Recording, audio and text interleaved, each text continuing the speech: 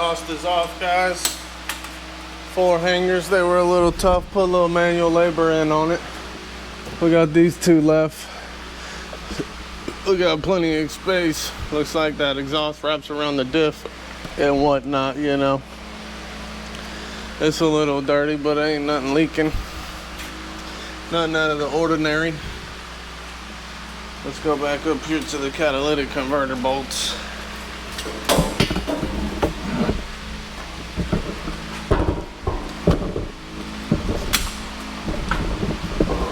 So they got this lip right here on the side. Might be able to grind this down a little on each side and then go on there with an actual socket and zip them out. So let me get a Dremel and clean that up. First I'm gonna see if I got a strip nut socket that'll slide on there and break it loose. We'll go from there.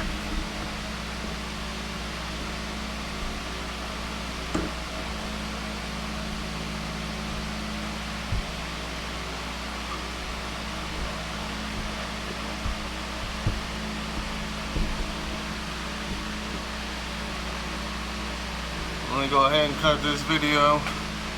Let me get some tools, get this set up, and then we'll make another video just for the removing of the strip sockets and then install. Check you on the next one, guys.